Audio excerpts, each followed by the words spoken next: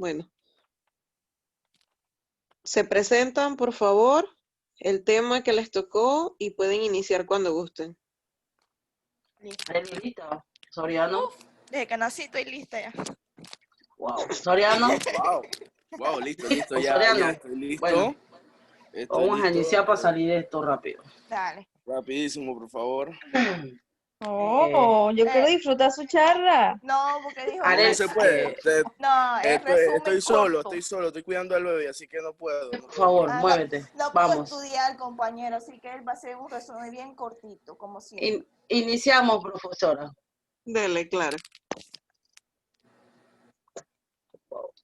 Entonces, ahí vamos.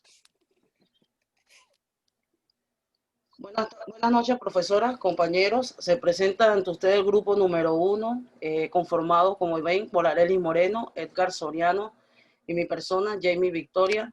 Pertenecemos a la sede de La Chorrera y el tema que nos tocó exponer es anatomía dental y maxilofacial, donde haremos énfasis en conceptos, definiciones, características, funciones y otros puntos de interés. Iniciamos con la anatomía dental.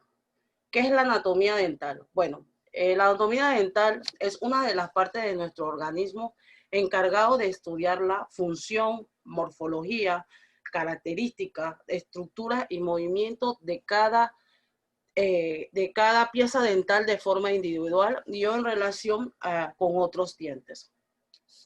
Dentro de la estructura dentaria se tiene que los dientes están compuestos por tejidos duros y tejidos blandos. Dentro de los tejidos duros podemos mencionar el esmalte, dentina, cemento y los tejidos blandos que se hallan en la pulpa del cuello.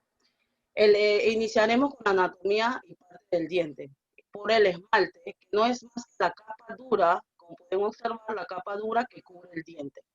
La dentina es el tejido duro que se encuentra debajo del esmalte. La pulpa es donde se encuentra el tejido blando y la encía no es más que el tejido de la boca que protege y sujeta el diente. El cemento es la sustancia, el cemento está en el área de aquí, es la sustancia dura que cubre la raíz del diente. La raíz del diente, que cubre la raíz del diente, como pueden ver aquí nos divide donde queda la raíz. El hueso, que es el hueso maxilar, que sostiene el diente. La corona, que es la parte visible del diente, aquí se halla encima de la encía y está cubierto por el esmalte. El cuello, el que está aquí, es el que se encuentra, está ubicada en la base de la encima, entre la corona y la raíz. Y la raíz es la zona donde se encuentra el hueso, por debajo de la encía, donde cada diente puede tener entre 1 a 3 raíces, dependiendo del tipo de diente que sea. Y en la parte del diente se encuentra el alveolo dental, que no es más que el hueco en el hueso donde solía estar el diente. Cuando tú te sacas una muela o algo, se te hace un coágulo de sangre, ese coágulo cumple una función, es proteger el hueso de cualquier infección, o que le pueda caer alimentos ahí. Entre el conducto radicular, aquí por aquí es el espacio por donde pasan los nervios y vasos sanguíneos. Los nervios y vasos sanguíneos proveen la sensibilidad y sustancias nutritivas al diente.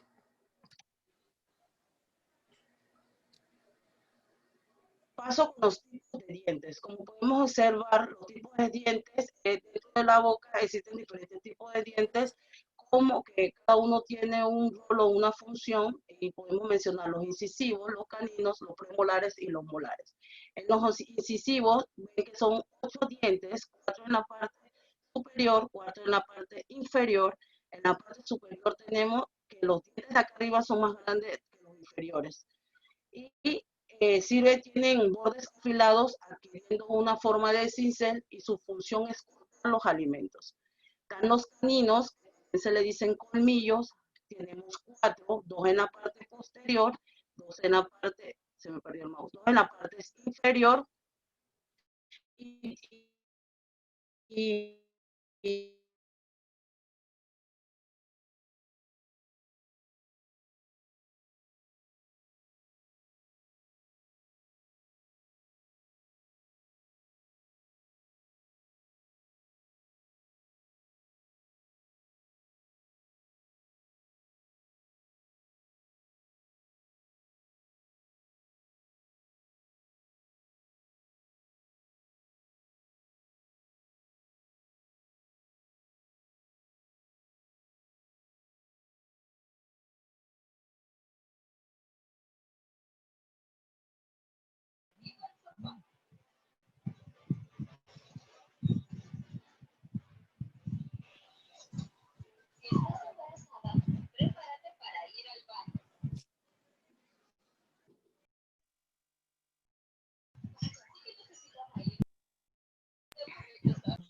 Creo que perdimos a la compañera. Sí. Bueno,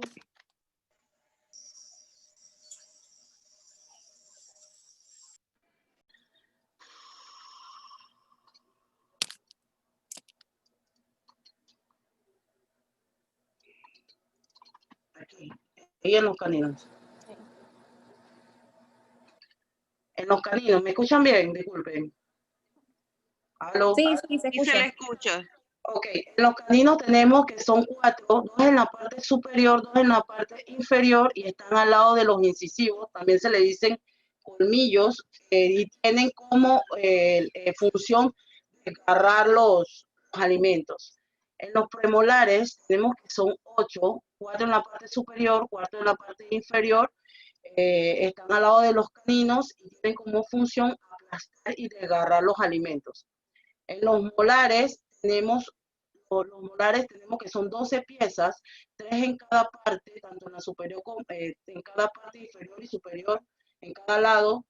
Tienen como función moler y triturar los alimentos. Paso con las funciones y tipos de dentaduras. Dentro de las funciones tenemos la masticatoria y la fonética estética. La función masticatoria la realizan los dientes, principalmente los dientes molares. La fonética estética la cumplen los dientes incisivos y caninos. Dentro de las etapas de los dientes, tiene 2 etapas, los dientes temporales y los dientes permanentes. Los dientes temporales son los que se dice los dientes de leche, que son 20 iniciales y empiezan a salir a partir de los 6 meses. Y se llegan a perder su totalidad entre los 6 a 8 años de edad. Y la dentadura permanente es donde empiezan a aparecer desde los 6 años de edad y van reemplazando poco a poco los dientes temporales. Entre los 16 y 25 años se puede, que van erupcionando lo que se le dice la cordales o la muela del juicio.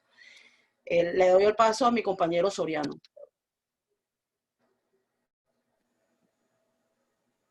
¿Aló? ¿Listo? ¿Me escuchan? Sí, correcto. Importancia del sistema dentario. La importancia del sistema dentario en la boca es la primera parte del sistema digestivo, también conocido como cavidad bucal u oral, y es la puerta de los alimentos que ingerimos. Además, se le conoce como el órgano de la palabra. Claro está, sin tener la boca no podríamos hablar. Aquel que permite establecer relación entre las personas mientras la comunicamos oralmente. Mientras que los dientes es aquel órgano anatómico duro necesario para masticar. Y la deglución de los alimentos cumpliendo con la primera etapa de la digestión. Determinando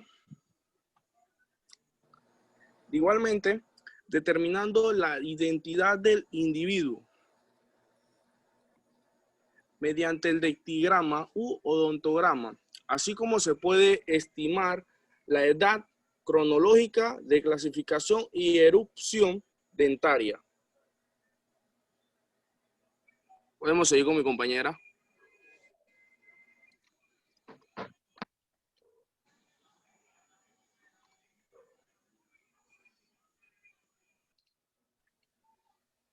Arely va a proyectar.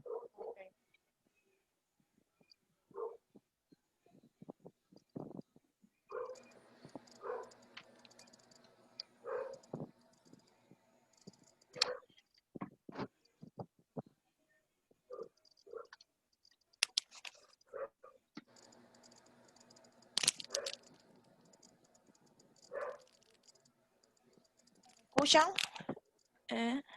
Correcto. Sí. Ok. La anatomía maxilofacial. Bueno, para describir la cara se hacen 2 divisiones. La cara profunda, que corresponde al plano óseo, y la cara superficial, que se encuentra en los planos de lo que es fascios musculares, los músculos.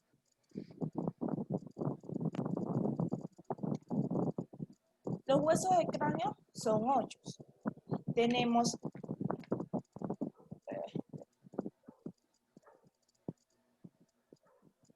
tenemos el frontal, que su función es darle forma a la frente y proteger los lóbulos frontales que están en el cerebro. El parietal son dos huesos simétricos y su función es proteger la corteza cerebral que hay debajo.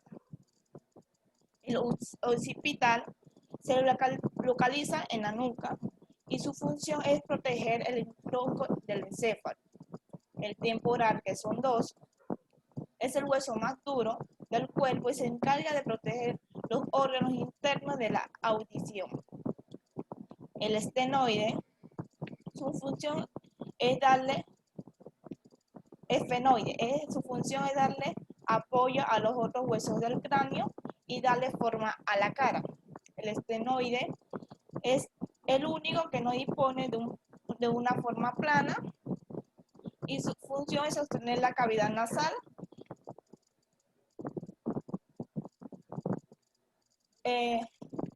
Ahora seguimos con los huesos de la cara, que son 14. Tenemos el nasal, que son 2. Su función es participar en la función de sostener la nariz. El lagrimal, la función es darle forma a las lágrimas para que salgan.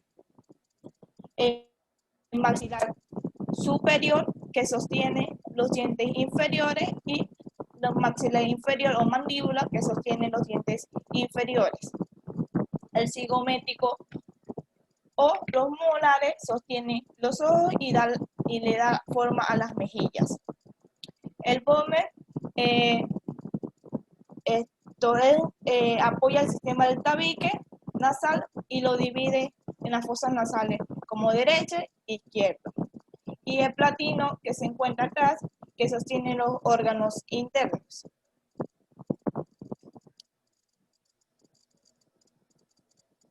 Los músculos de la cabeza y la cara. Bueno, estos son 43, pero solamente voy a explicar los que se encuentran aquí. Que tenemos el frontal, que da movimiento a las cejas y las arrugas de la frente. El auricular de los ojos, que mueve el párpado y la ceja. Tenemos el transversal de la nariz, que abre y cierra las fosas nasales, y el elevador superior de la ala de la nariz. Tenemos el elevador superior del labio, que es este que está aquí. Tenemos el cigométrico mayor y el cigométrico menor, mayor y menor. Y el bucinador, que se encuentra abajo del cigométrico mayor. Tenemos el rizoideo, que le da forma a las sonrisas. Tenemos el triángulo de los labios, el borde del mentón, que está aquí, el cuadrado del mentón, el auricular de los labios, que le da forma a los labios, y el piramidal, que se encuentra aquí arriba de la nariz. Jamie. Por último, profesora, íbamos a hablar con respecto a lo que es la importancia del sistema dentario en la administración de justicia, que los conocimientos odontológicos determinan la identidad del individuo mediante el dentigrama u odontogramas, así como se puede estimar la edad y los elementos básicos de identificación humana como la estatura, sexo, edad, grupo racial. Bueno, el Instituto de Medicina Legal de nuestro país, dentro de medicina forense, cuenta con una unidad de odontología forense, la cual tiene como función administrar administración de justicia en las pruebas científicas, técnicas y necesarias para adelantar exitosamente las investigaciones judiciales, policiales en todo el territorio nacional dentro del marco vigente. Eso es todo, compañeros. Espero que hayan obtenido conocimiento de nuestra charla. Eso es todo, profesora. Gracias. Bien, excelente presentación. Sí, les quiero hacer una recomendación. Traten de leer y leer y leer varias veces los nombres de las distintas partes de la anatomía humana, porque de esa manera, al momento de realizar una exposición o una sustentación, no se equivocan al mencionar los nombres. Por ejemplo, no es cigomético, es cigomático. Y así muchos otros nombres que utilizó la compañera que habló de último. Con respecto a la primera parte, hubiera sido bueno que también tomara, sé que se las mostré en la clase, perdón, pero no estaba de más que volviera a poner cuáles eran los 20 dientes de leche como a manera de recorderis para sus compañeros, porque se basó en la del adulto para describir los tipos de dientes. Y bueno, también con respecto a la dentición decidua y permanente, pues referente a la erupción y cuando se mudan los dientes, ¿qué diente permanente reemplaza a qué diente de leche? Eso también sería bueno que lo aprendieran. Y bueno, más o menos esas serían mis pequeñas acotaciones. No sé si algún compañero tiene alguna pregunta.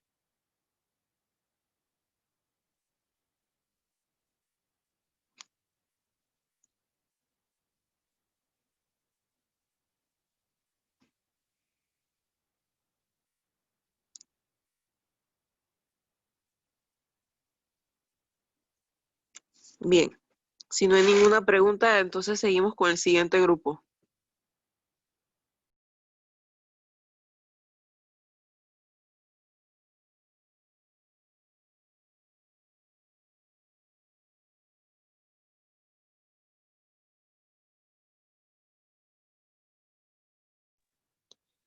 Los integrantes del segundo grupo están.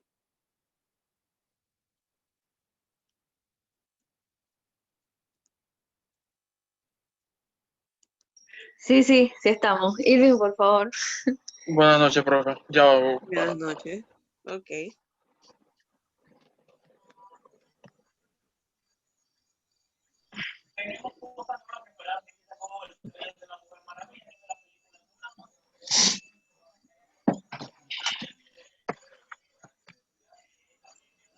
¿se ve?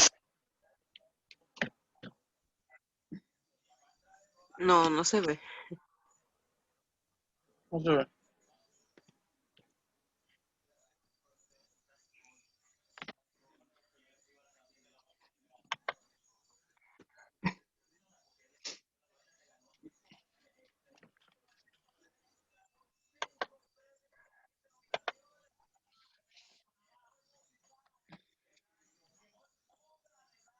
Miro que no me da la opción de compartir pantalla.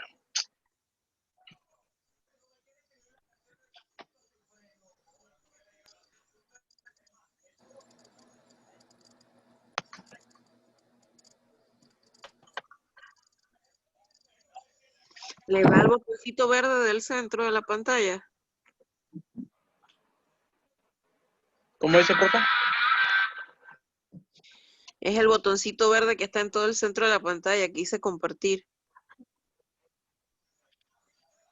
Sí, le doy compartir pantalla, pero entonces me dice que compartir pantalla, cancelar o compartir, pero la opción de compartir no está habilitada.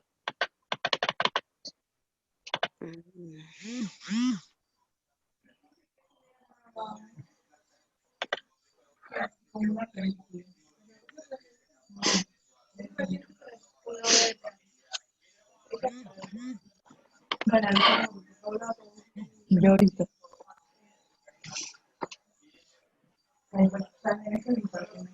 Bueno, no sé, mientras estamos nosotros arreglando esto, que venga otro grupo, mientras nosotros vemos si lo podemos compartir yo o Wally.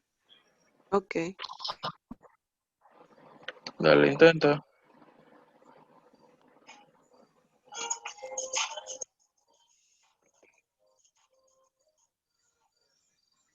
¿Para compartirlo? Sí, yo no sé cómo se puede. Soy Wally Río del grupo de Irving y Agni. Yo creo que ya se dio la pantalla de compartir. Sí, correcto. Solo le tiene que dar ahí en el botoncito de presentación. Abajo, Wally, abajo.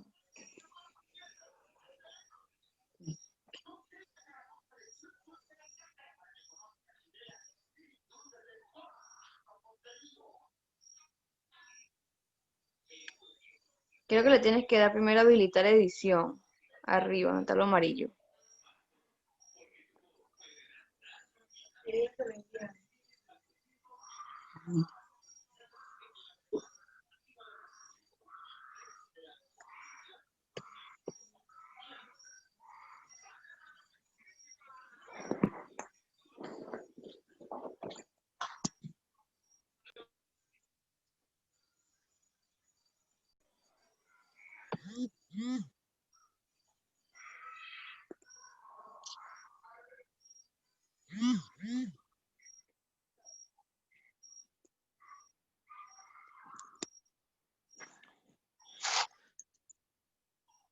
No le deja presentar.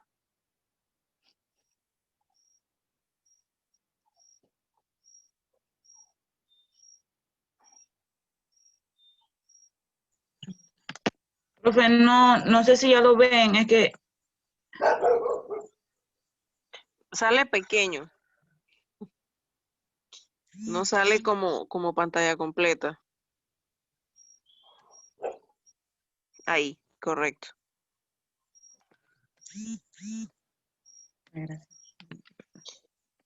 Creo que tienes que retroceder.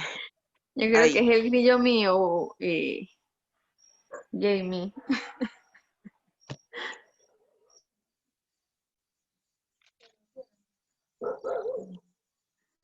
ahora sí listo, profe. Sí, claro, cuando gusten. Ahora sí se ve.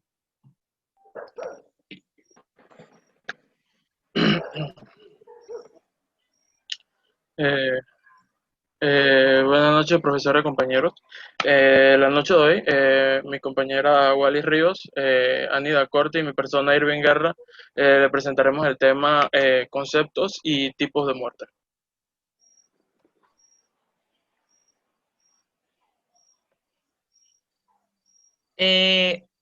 Yo voy a hablarles sobre el concepto médico. La muerte y su concepto, pues voy a hablar con el concepto médico que en un resumen puede ser que es la desaparición permanente o irreversible de todo signo espontáneo de vida, que son las funciones vitales de un individuo. También es valorada desde la perspectiva médica y puede ser considerada como una muerte biológica. Es decir, se da como una extensión de todas las funciones biológicas del organismo.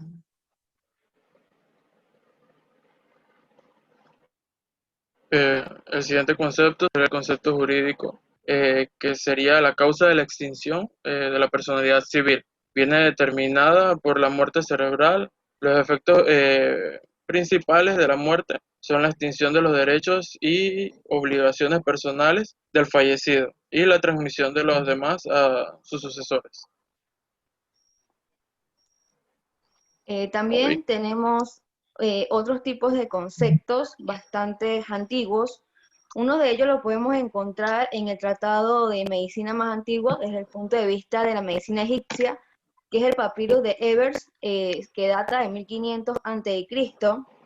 En ese papiro se define la muerte como el cese de la respiración a la que le sigue la detención del corazón. En el momento de la muerte, el soplo de la vida se retira con el alma. La sangre se congela, las arterias se vacían y se produce la muerte.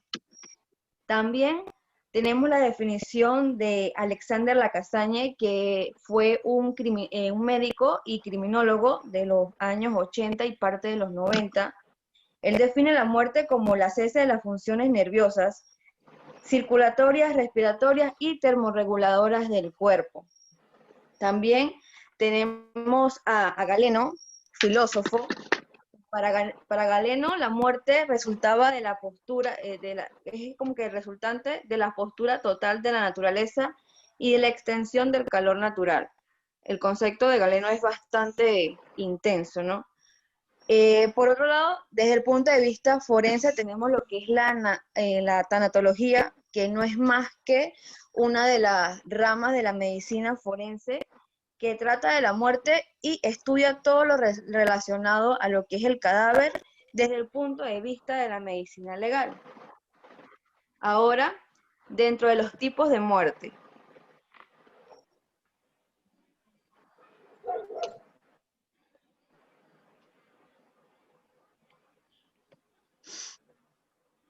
Comenzamos con la muerte violenta, que se encuentra el homicidio, el suicidio y la muerte accidental. El homicidio es un término que viene del latín homicidium, que se refiere a la muerte de un ser humano causado por otra persona. El suicidio, que es el acto por el cual el individuo deliberadamente se provoca la muerte.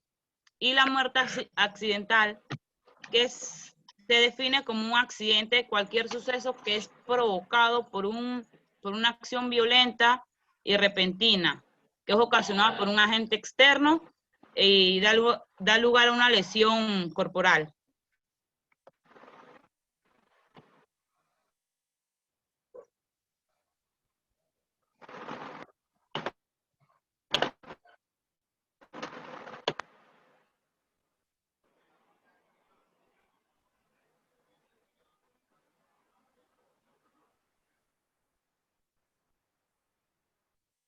Bien, la muerte no violenta. Entre la muerte no violenta, tipo de muertes no violentas, entra la muerte natural, muerte súbita y muerte repentina.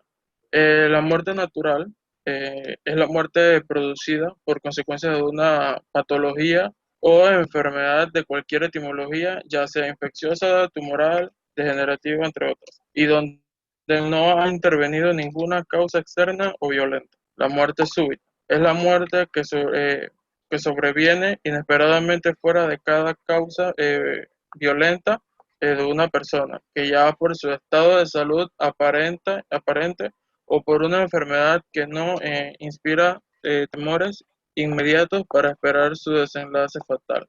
Y la muerte repentina, que es la causa de muerte que se produce de forma rápida en un individuo que sufre de una enfermedad terminal, ya sea aguda o crónica, que dé con el fin de la vida de la persona. Siguiente. Y por último tenemos lo que es la muerte legal o presunta. Este tipo de muerte, bueno, se basa primero de acuerdo al Código Civil, y una persona es declarada legalmente muerta cuando, por ejemplo, han pasado 10 años desde que se obtuvo algún tipo de información sobre el desaparecido.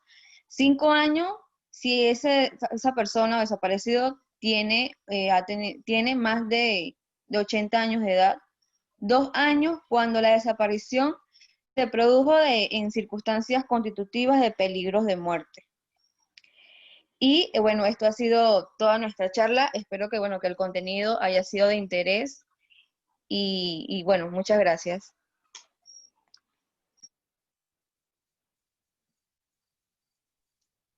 Excelente presentación.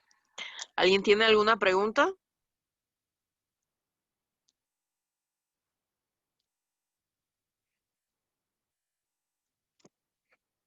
Pregunten ahora, que después pregunto yo.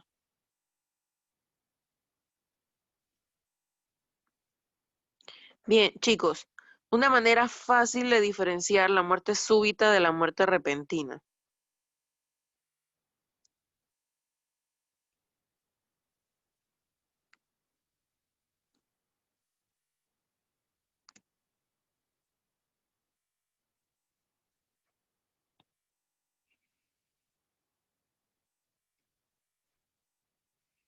¿Alguno de los compañeros del grupo que acaba de exponer me contesta la pregunta? Si no me equivoco, la muerte súbita, la muerte repentina se da más en personas con alguna enfermedad terminal, al contrario que la muerte súbita.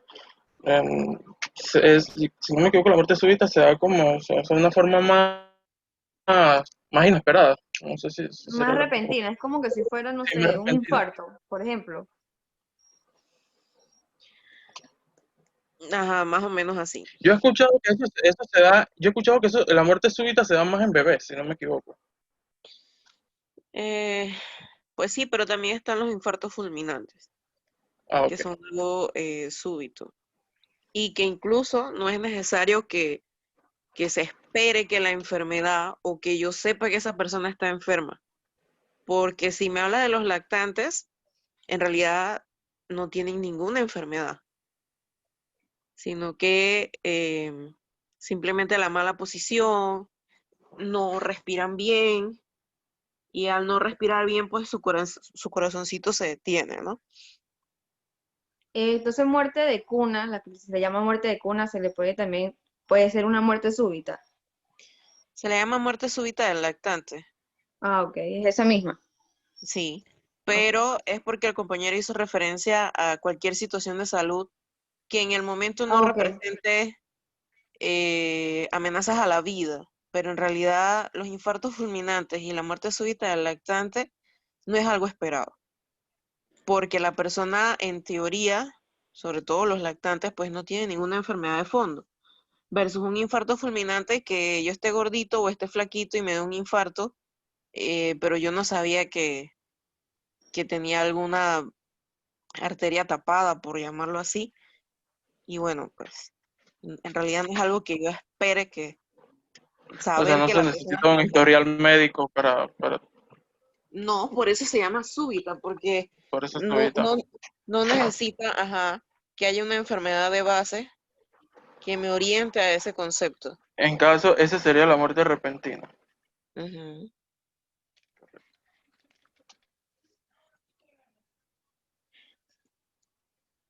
Bien, el siguiente grupo.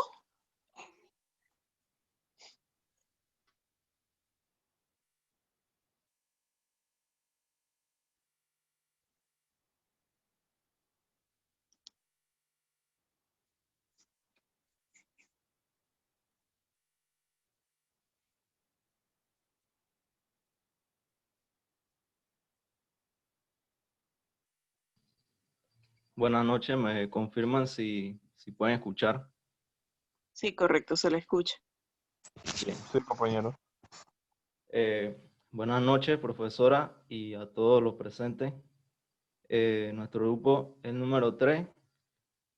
Estamos integrados por Yaciri Mendoza, Emily Delgado y mi persona Isaac Herrera.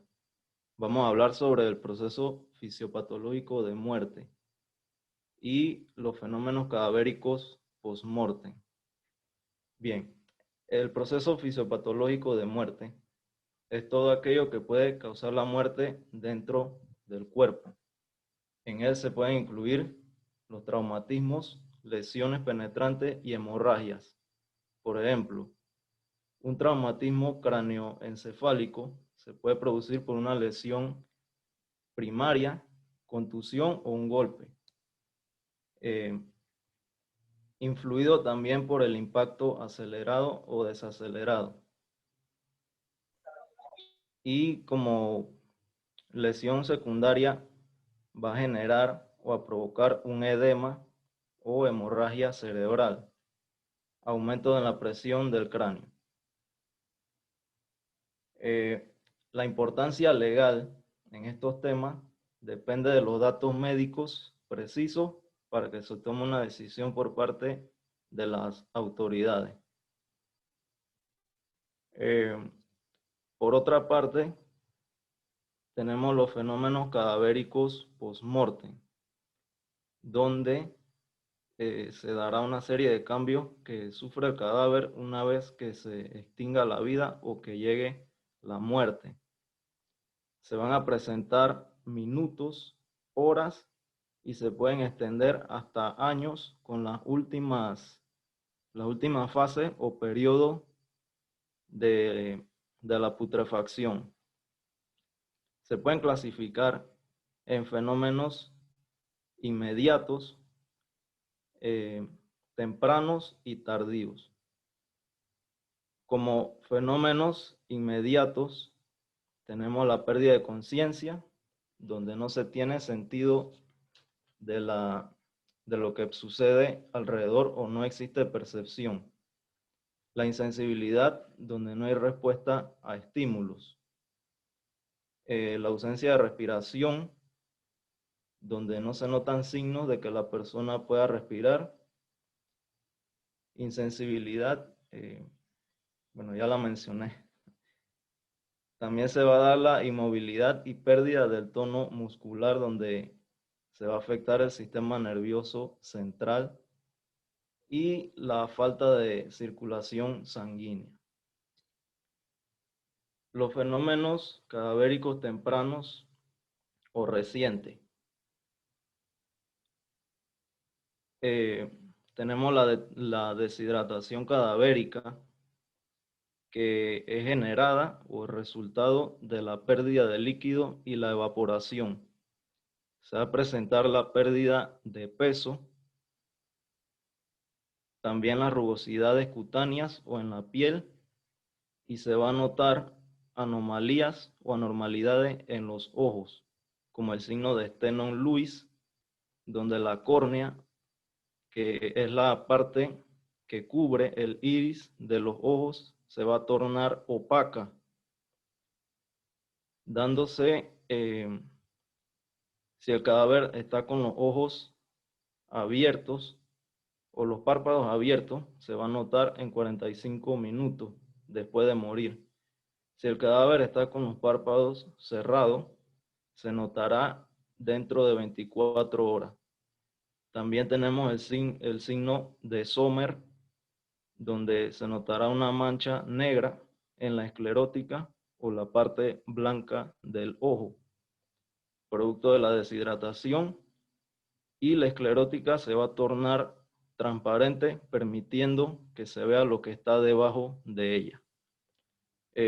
A continuación, mi compañera con los siguientes signos. Enfriamiento cadavérico. El enfriamiento cadavérico o algos mortis es un fenómeno cadavérico donde la temperatura corporal va a descender a medida que pasan las horas hasta alcanzar la temperatura ambiente. Desde el momento del deceso hasta las 4 horas puede disminuir medio grado centígrado por hora. Durante 6 a 12 horas bajará 1 centígrado por hora. Sin embargo, esto puede variar dependiendo si el cadáver se encuentra sumergido en el agua, si el cadáver es de un recién nacido, si está completamente desnudo o si ha sufrido hemorragia severa producto de agresiones. Hay que recalcar que este fenómeno se da primeramente en partes expuestas como la cara. Luego pasará a los pies, brazos, piernas, cuellos, axilas y por último las vísceras. Lividez cadavérica, conocida también como livor mortis, es la sangre acumulada en las partes declives con relación a la posición en la que se encuentra el cadáver, exceptuando las que están en contacto con la superficie o el suelo, producto de la no circulación de la sangre y de la acción de la fuerza de gravedad sobre la misma. En este proceso aparecen unas pequeñas manchas violáceas que se pueden manifestar varios minutos después del deceso hasta las 2 primeras horas. Luego empiezan a converger y se reúnen hasta las 4 horas. Para las 8 a 12 horas se encuentran muy notables y acumuladas en las partes declives y existe la transposición de la lividez. A partir de las primeras 12 horas, la lividez puede desaparecer si el cadáver cambia de posición. Para las 24 horas, la lividez se observa con más intensidad y no desaparece a la presión ejercida por el pulgar. Un detalle a mencionar es que existen factores que pueden alterar la lividez, como es la causa de muerte, la hemorragia, la edad, entre otras. Rigidez cadavérica, conocida también como rigor mortis, es el endurecimiento de los músculos debido a la deshidratación y acidificación en los músculos por la degradación o disminución irreversible del ATP descendiendo a un 85% pasando al AMP. Empieza desde los músculos de fibra lisa hasta los músculos estriados esqueléticos. La rigidez cadavérica se divide en 4 fases. La fase de relajación viene después de la muerte y se presenta con pérdida de tonalidad de musculatura lisa y estriada. En el corazón y diafragma se inicia entre la media hora y 2 horas. La instauración entre las 3 y 6 horas en músculos estriados, macetero, cuello, tronco, miembros superiores e inferiores. Se generaliza entre las 8 y 10 horas. y alcanza su máxima intensidad hasta las 15 horas. Estado se extiende hasta las 24 horas, donde en esta fase empieza a desaparecer la mandíbula, tronco, hasta extremidades o miembro superior e inferior. La resolución empieza después de las 24 horas y empieza a desaparecer producto de los fenómenos de autólisis o destrucción celular por falta de oxígeno y descomposición, abriendo paso a fenómenos tardíos. Los espasmos son un tipo especial de lividez cadavérica, ya que surgen de forma instantánea en muertes súbitas por lesiones en el tronco cerebral, como ahorcamientos o electrocuciones. Si existe muerte súbita, no hay efectos químicos y desaparece la rigidez dependiendo de la putrefacción que aparezca entre las 36 y 48 horas. Fenómenos tardíos o no recientes. Autólisis. Se puede definir como la muerte celular sin necesidad de que intervengan las bacterias.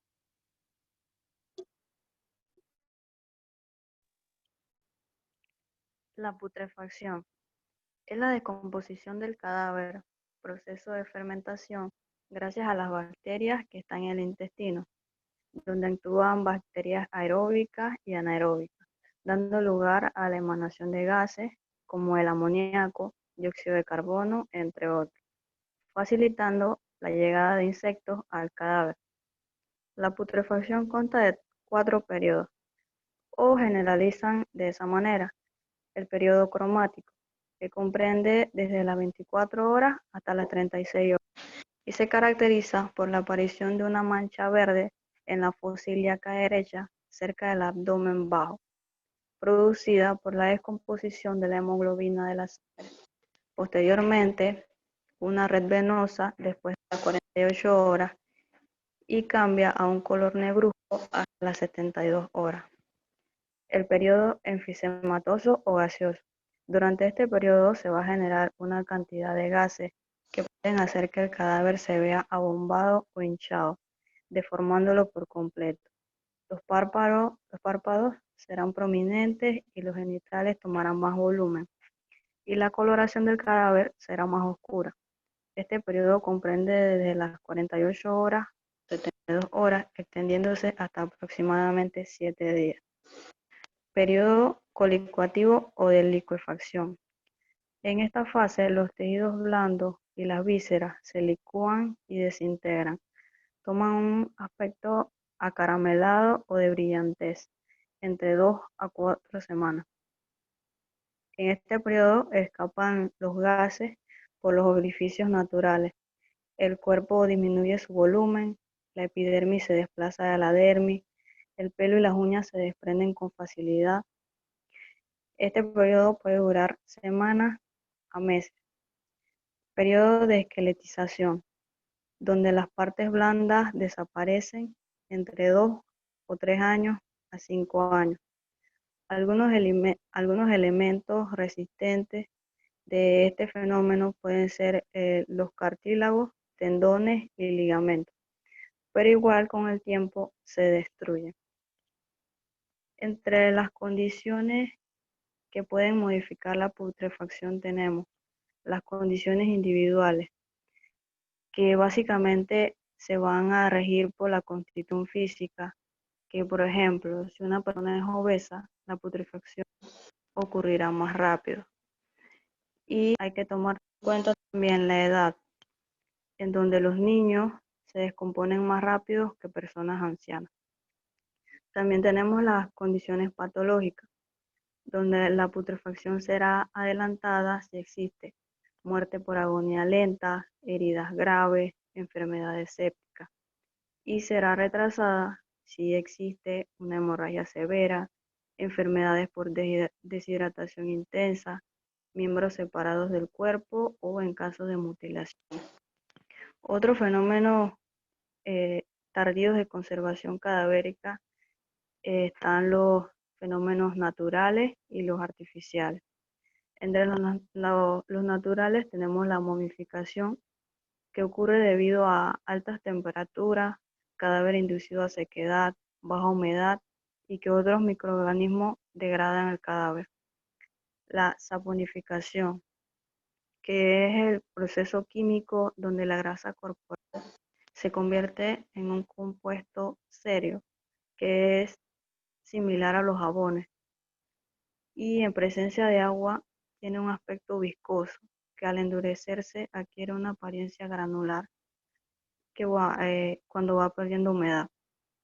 La corificación se da en la piel dando como apariencia a un cuero curtido, producto del cadáver en ambiente hermético, cerrado o sin existencia de oxígeno, ya que las bacterias aeróbicas no tendrán condiciones para poder desarrollarse. La congelación, que es si el cadáver está expuesto al frío intenso y prolongado, se conservará indefinidamente, pero al descongelarse se acelera su destrucción. Y en los artificiales tenemos el embalsamiento, en el cual el cuerpo se trata químicamente y se reduce la descomposición. Se utiliza para esto el formol como conservante, el etanol como antiséptico y la glicerina para evitar producción de líquido. Y por último, la refrigeración, en donde el cadáver se conservará a 4 grados centígrados. Muchas gracias.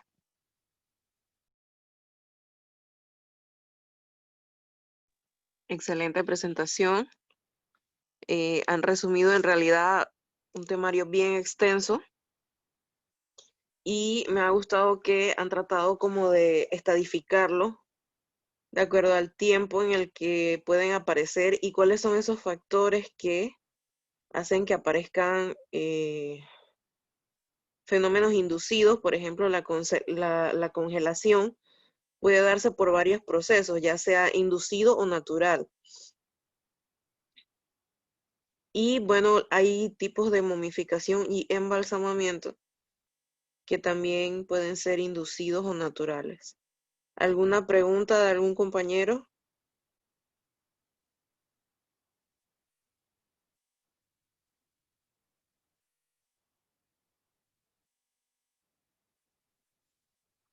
Bien, si nadie tiene preguntas, el siguiente grupo está listo. No, profe, porque ellos como que complementaron la clase que usted dio el viernes. ¿Cómo así?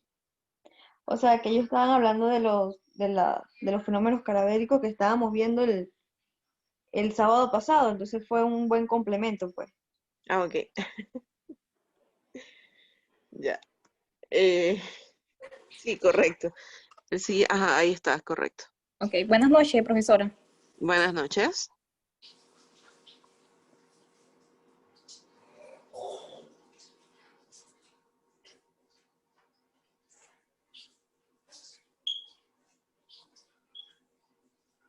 ¿Logran ver la pantalla?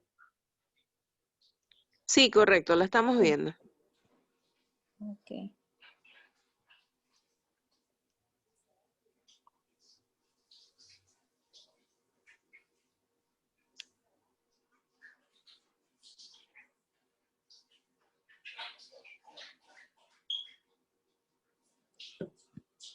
Buenas noches, compañero y profesora. El tema que escogimos es el método de identificación por odontología en muerto y determinar la especie, el sexo y la edad. Integrantes son Vivian Guzmán, Luz Mayorga y mi persona Catherine Urieta. El método de investigación por odontología forense de individuos en muerto, tiene como técnica la de autopsia oral. Esto documenta el estado y las características morfológicas de las estructuras dentales, de los tejidos periodontales, de los tejidos blandos, de las oclusiones generales. También tenemos lo que es la técnica de keiloscopía, que es el estudio y cotejo análisis de las huellas labiales únicas en cada individuo.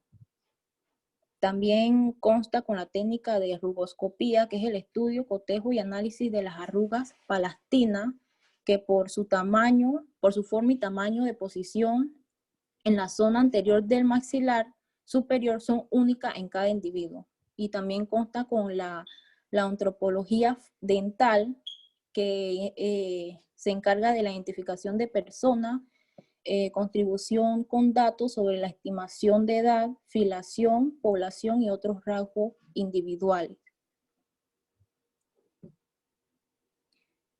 La determinación de la especie.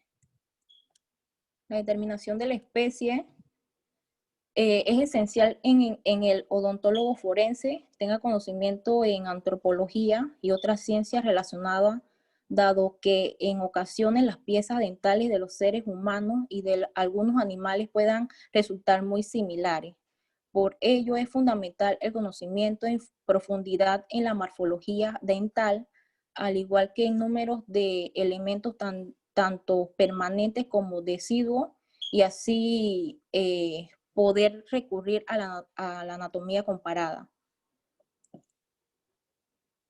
El esmalte de los dientes humanos se caracteriza por presentar un gran número de estrías de Rexio, con características peculiares y diferentes a las estrías observadas en los dientes como animales como el mono, el cerdo, el buey, en caballo, en gato y en ratas que no los poseen.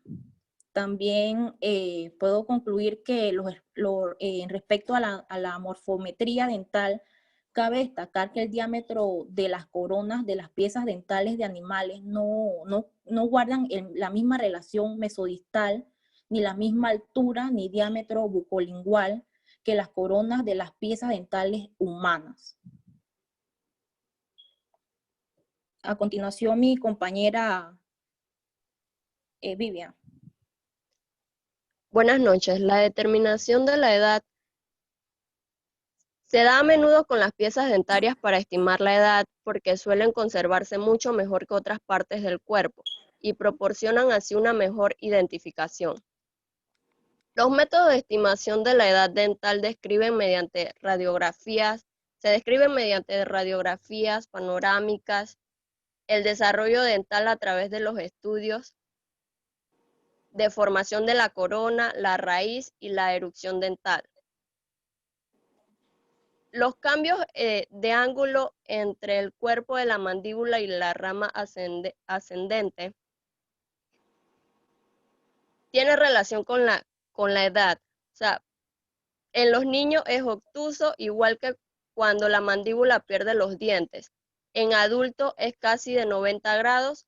El estado de calificación de los terceros molares en individuos con menos de 25 años de edad. Pasamos con mi siguiente compañera, Luz Mayorga.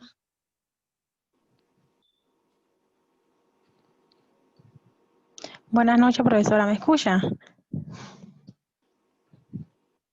Sí, claro. Sexo y raza. Determinación del sexo y raza tomando puntos antropométricos, tanto el estudio del tamaño y del volumen dental. A través de los dientes podemos diferenciar 5 grandes grupos raciales: grupo caucasiano, grupo negroide. Los dientes humanos son evolutivamente cuasi monomórficos. Diferencia entre sexos sirven como apoyo en el método de identificación del individuo. Muchas gracias. En Panamá la odontología forense empezó a utilizarse como herramienta para la identificación de personas alrededor del año 1986, con el primer experto Noriel Chang. Se encargó de estas tareas solo por 20 años. En el 2006 se integran 3 médicos que se encargan en todo el país, como José Mon, Melissa Navarro y Karina y Brian. Muchas gracias.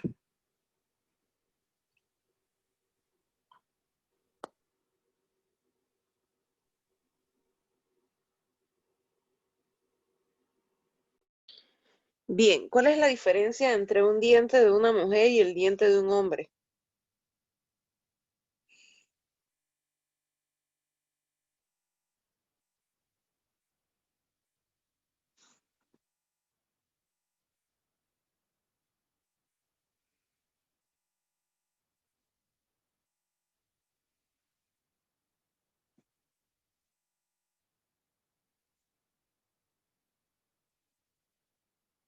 ¿Alguna de las compañeras quiere contestar? Bueno, profesora, eso sí no lo pude conseguir, solamente pude conseguir lo que era lo de las comparaciones de las estrías de los dientes humanos con los de algunos animales. Bueno, profesora, yo tengo entendido que, o sea, el diente de los hombres, su diámetro es mayor al de las mujeres. Correcto. La tendencia es que sea más grande el diente del hombre que el de la mujer con respecto a la forma de los huesos de la cara. Y además de la raza, se puede también distinguir el grupo étnico o el subgrupo étnico al que pertenecen porque hay ciertas patologías o ciertas deformidades que son características de algunos grupos, sobre todo de aborígenes, e incluso actualmente se da, recordemos que todavía hay abuelitos que mascan tabaco y otras cosas, y son cosas características que nos ayudan a determinar ciertas cosas de la identidad de una persona, ¿no? Al igual que el color y todo lo demás, eso nos orienta. Y el contenido químico, llamémoslo así, el sarro, se puede estudiar también para determinar algunas cosas respecto a la raza. ¿Alguien tiene alguna pregunta?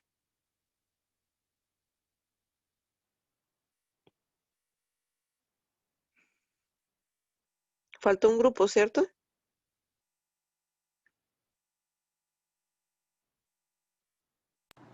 Chorrera terminó, profesora. Ok. Eran 4 temas. Chorrera, 4 Anatomía. temas, sí. Ajá, correcto. Bien. Entonces, la clase yo se las voy a grabar y se las voy a subir, pero sí quiero que hablemos. Déjame sacar esto.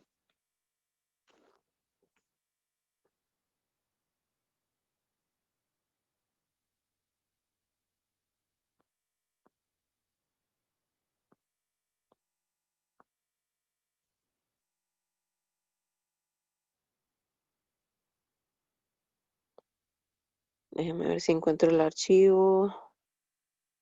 Yo lo pasé antes de que se me apagara la computadora.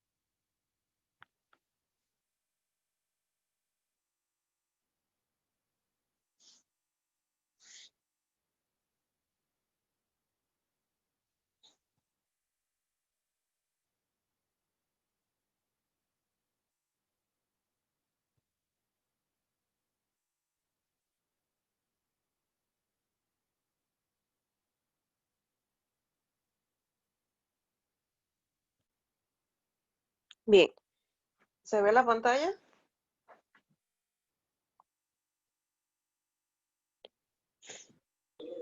Sí, profe, sí se Sí, ve. profe.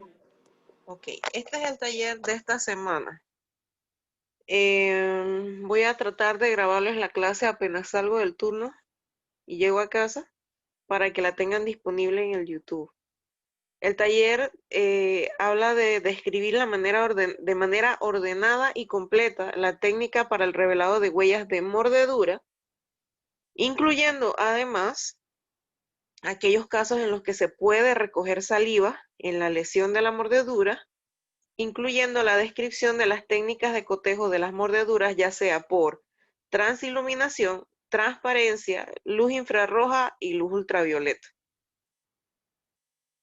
Es decir, van a buscar técnicas o métodos para revelar huellas de mordedura, ya sea por moldes, por fotografía, etcétera, etcétera, de acuerdo a técnicas de cotejo.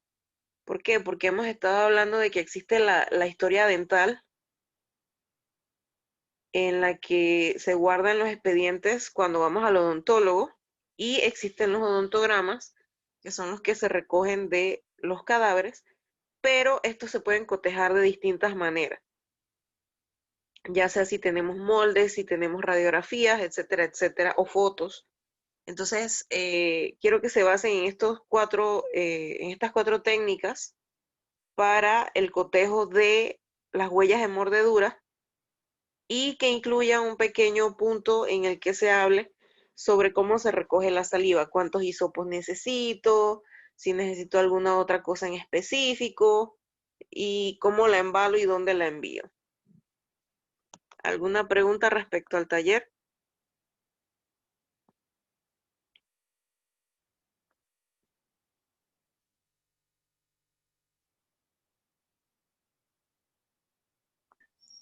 Me imagino que en la semana, profe, irán surgiendo como siempre.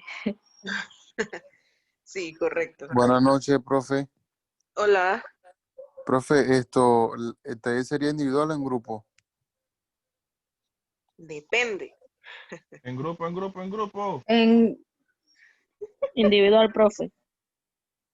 ¿En serio?